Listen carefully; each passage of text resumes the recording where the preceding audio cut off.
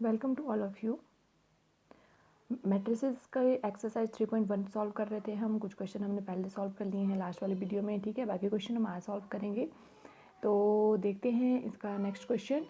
5 example हमने already कर लिए हैं। 6th एग्जाम्पल है आपका, find the value of X Y Z from the following equations, ठीक है। तो फर्स्ट पार्ट है, second part, third part, 3 question पूछे हुए हैं यहाँ पे, ठीक है। तो यहाँ पे मैं फर्स्ट और सेकंड पार्ट करवाऊंगी, थर्ड आप खुद ट्राई करना, ठीक है। अदरवाइज थोड़ी सी हिंट दे दूंगी। बाकी हम स्टार्ट करते हैं फर्स्ट पार्ट सॉल्यूशन।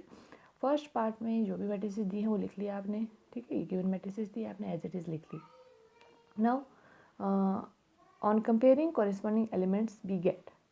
अब आपने कॉरेस्पॉन्डिंग एलिमेंट्स जो है वो इक्वेट करने हैं, कंपेयर करने हैं, ठीक है।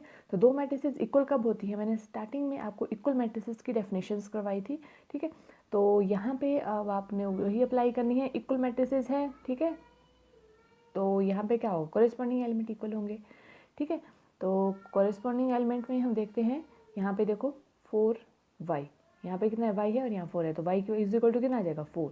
नेक्स्ट आपके पास 3 है और आगे कितना है z है, तो z इक्वल टू कितना आ जाएगा 3। कॉरेस्पॉन्डिंग एलिमेंट्स बोला है इक्वल करने हैं, है ना, इक्वल मैट्रिसेस में। वैसे ही x इक्वल टू कितना आ जाएगा यहाँ 1 और नेक्स्ट 5, तो 5 ये तो इक्वल ही है, ठीक है। तो बोलेंगे on comparing corresponding element we get. तो यहाँ से हमारे पास क्या आ गया, y is equal to 4, z equal to 3, x is equal to 1, ठीक है। तो ये हमारे पास तीनों वैल्यूज़ आ रही हैं x, y और z की, ठीक है। तो सीक्वेंस वाइज लिख लेंगे इनको। Therefore x is equal to 1, y is equal to 4 and z equal to 3, ठीक है। तो ये हमारा फर्स्ट पार्ट हो गया। फर्स्ट पार्ट तो बिल्कुल ही सिंपल था। यहाँ पे आपको जो इक्वल मैट्रिसेस होती हैं वो कंसेप्ट क्लियर है, तो डायरेक्ट आप यहाँ पे वैल्यू इक्वेट करो और आपके पास आ जाएगी x, y, z की वैल्यू, ठीक है। नेक्स्ट सेकेंड पार्ट है आपका। सेकेंड पार्ट मैट्रिसेस, जो भी गिवन मैट्रिसेस हैं वो आपने लिख ली, ठीक है। ये गिवन मैट्रिसेस थी, ये लिख लिया आपने। यहाँ पे भी सेम करना है कि जो भी इक्वल मैट्रिसेस की डेफिनेशन है, मीन्स कॉरेस्पॉन्डिंग एलिमेंट इक्वल होंगे तभी दो मैट्रिसेस इक्वल होती हैं। तो क्या बोलेंगे, on comparing corresponding element we get, क्या आ जाएगा यहाँ से, कॉरेस्पॉन्डिंग एलिमेंट देखो x प्लस वाई है, यहाँ आगे कितना है, यहाँ पे 6, ठीक है। यहाँ पे देखो z प्लस 5 है तो आगे कितना है 5, यहाँ x y है तो आगे कितना है 8। तो कॉरेस्पॉन्डिंग एलिमेंट यहाँ पे इक्वेट करेंगे हम, x y 8 आ जाएगा, है ना। y z प्लस 5 5 आ गया, x प्लस वाई कितना आ गया 6, ठीक है। तो ये आ जाएगा x प्लस वाई is equal to 6, z plus 5 is equal to 5 and x y is equal to 8, ठीक है। तो ये हमारे पास आ गई, 3 इक्वेशंस आ गई यहाँ पे। मार्क दिस इक्वेशन 1, ठीक है। तीनों इक्वेशंस हैं, इनको हमने कंबाइन करके इक्वेशन 1 मार्क कर दिया, ठीक है। तो यहाँ से हम कोई फर्स्ट इक्वेशन उठाओ, यहाँ से देखो, तो यहाँ से y इज इक्वल टू कितना आ जाएगा, y एक साइड रहने दो, x दूसरी साइड ले गए, तो y इज इक्वल टू कितना आ गया 6 माइनस x। हमारा पर्पज़ क्या है यहाँ पे क्वेश्चन में कि हमें x y z की वैल्यू फाइंड आउट करनी है, तो वो कैसे कैसे आ सकती हैं, ठीक है, वो चीज़ देखनी है। तो आप देखोगे फर्स्ट इक्वेशन में x और y है, देखो लास्ट इक्वेशन यहाँ पे भी x y है, तो यहाँ पे इन दोनों का यूज़ करके हमने क्या करना है, पहले तो इक्वेशंस को सिर्फ या तो x में ही कन्वर्ट करो या फिर y में ही कन्वर्ट करो, ठीक है। तो ये हमारे पास आ जाएगा, देयरफॉर हमने यहाँ से निकाला y इज इक्वल टू कितना आ गया 6 माइनस एक्स, ठीक है। और सेकेंड इक्वेशन यहाँ से 5 दूसरी साइड गया, माइनस का हो गया, 5 minus 5 cancel, z equal to कितना आ गया 0, ठीक है। तो फर्स्ट और सेकंड इक्वेशन का काम हो गया।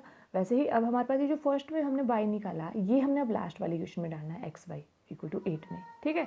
तो क्या बोलेंगे, putting y is equal to 6 minus x in equation 1, equation 1 this is x y is equal to 8 we get, ठीक है।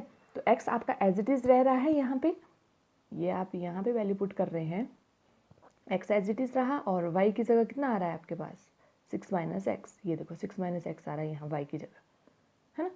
तो ये हमने वैल्यूज पुट करी यहाँ पे, दैट इज इक्वल टू 8 था, एज इट इज़ रखा। अब आप देखोगे आपकी सारी की सारी x में कन्वर्ट हो गई, यहाँ पे y आपका खत्म हो गया क्योंकि हमने y की जगह x की फॉर्म में वैल्यू पुट कर दी फर्स्ट इक्वेशन से, है ना। तो अब यहाँ पे थोड़ा सा सिंप्लीफाई करो, x अंदर ले जाओ मल्टीप्लाई करके, x into 6 6x minus x square is equal to 8, सारी टर्म्स एक साइड ले आओ, ठीक है।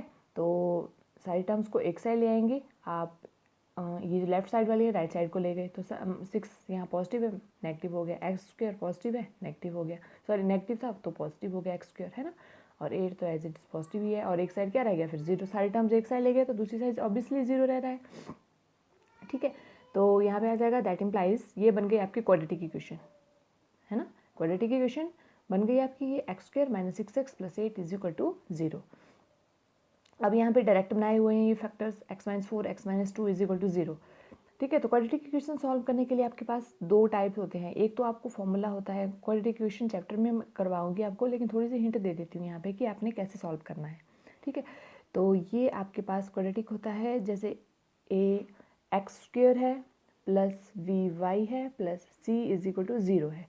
ठीक है, तो आपने एक्स की वैल्यू फाइंड आउट करनी है। फॉर्मूला होता है एक, क्या होता है formula, minus b plus minus b square minus 4ac under the root upon 2a। ये फॉर्मूला आपको लर्न करना ही है, आगे चल के कहीं भी यूज़ हो जाता है। ठीक है, एक टाइप तो ये होता है कि आपने एक्स की वैल्यूज फाइंड आउट करनी है, तो यहाँ पे प्लस माइनस करके आएगा, है ना। दूसरा होता है हम कि स्प्लिट करेंगे, कि आप 6x को स्प्लिट करो, आपके पास फिर वैल्यूज आ जाएंगी। ठीक है, स्प्लिट कैसे करोगे आप इसको, जैसे ये है एक्स स्क्वायर माइनस 6x को स्प्लिट करना है आपने। ठीक है, 6x को स्प्लिट किस फॉर्म में करना है आपने, ताकि आपके पास क्या आ जाए, मल्टीप्लाई करने पर, ऐसे फैक्टर्स में स्प्लिट करो, मल्टीप्लाई करने पर आपके पास 8 आना चाहिए और प्लस या माइनस करने पर आपके पास माइनस का 6x आना चाहिए। ठीक है, तो कैसे आ सकता है, देखो 6 के क्या क्या फैक्टर हो सकते हैं, क्या क्या फैक्टर है, 3 और 2 हैं। ठीक है, 3 और 2 होते हैं। तो ये तो हम मल्टीप्लिकेशन की बात कर रहे हैं। ठीक है, अगर आप जर्नल देखें, अच्छा हाँ सॉरी, यहाँ पे मैं थोड़ा सा आपको मैं गलती बता दिया, ये 8 है आपका, आगे कितना है, 8 है। ठीक है, तो 8 को आप स्प्लिट करो, देखो यहाँ पे एक्स स्क्वायर का ऑप्शन कितना है, 1 है, और आगे कितना है, ये 8 है, तो 8 इंटू 1 कितना हो गया, 8। तो ये जो 8 है इसको स्प्लिट करो, इसको किस फॉर्म में स्प्लिट कर सकते, 4 इंटू 2 8 होता है। और अगर आप बात करें 4 2 6 ही होता है, आपको 6 ही चाहिए, लेकिन माइनस का 6 चाहिए। अब ये माइनस का 6 कैसे आएगा, माइनस का 6 कैसे आएगा आपके पास, ये जब दोनों ही क्या ले ले, आप माइनस के ले लें, तो -4 -2 कितना हो जाएगा, माइनस का 6 हो गया ऑब्वियसली, है ना। क्या आएगा साथ में, एक्स आएगा।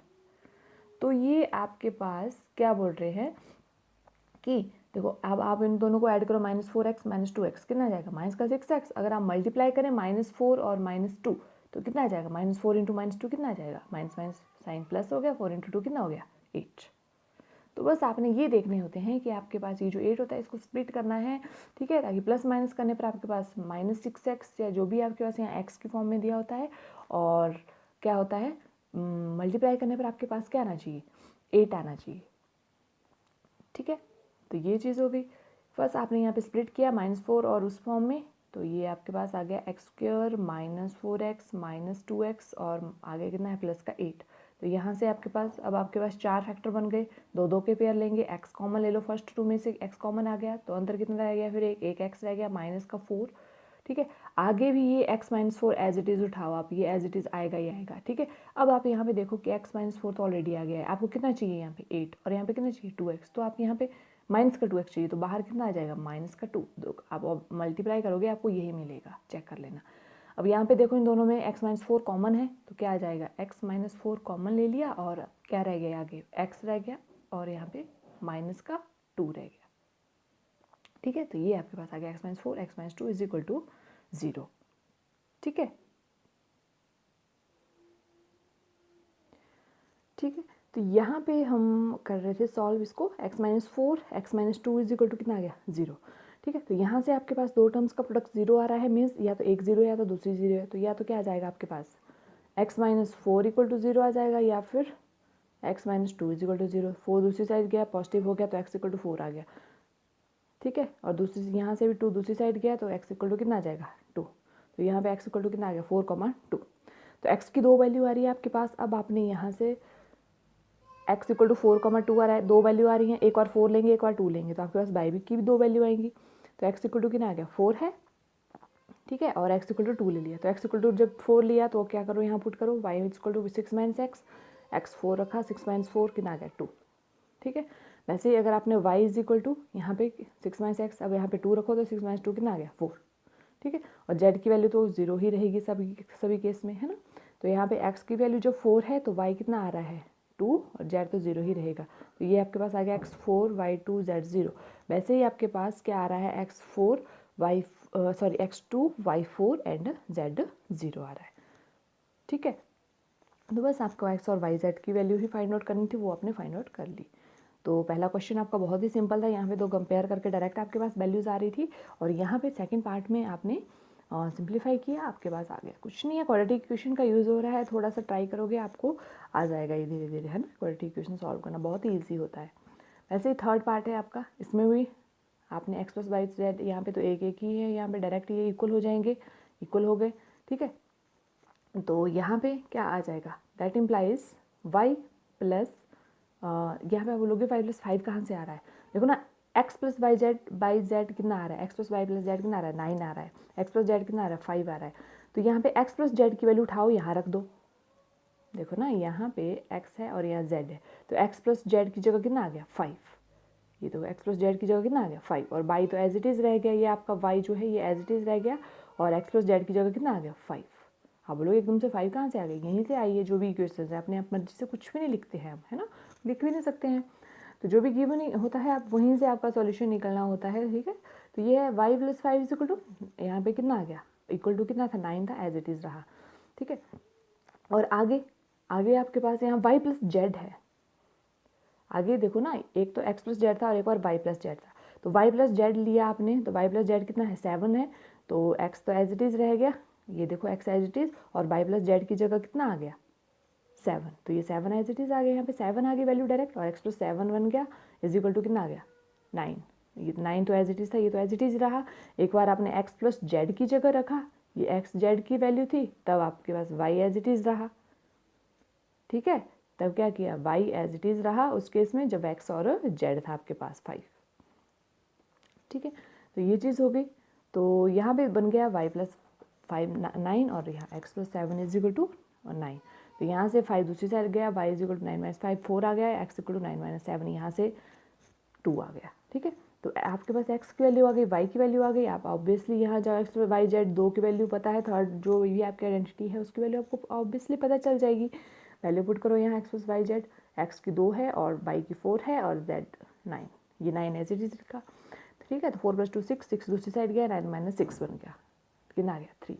तो एक्स ओवरऑल आपके पास क्या क्या वैल्यू आ गई, एक्स की वैल्यू 2, वाई 4 और जेड 3, ठीक है। जेड ये आया लास्ट में, वाई की वैल्यू ये थी 4 और एक्स की वैल्यू 2, ठीक है।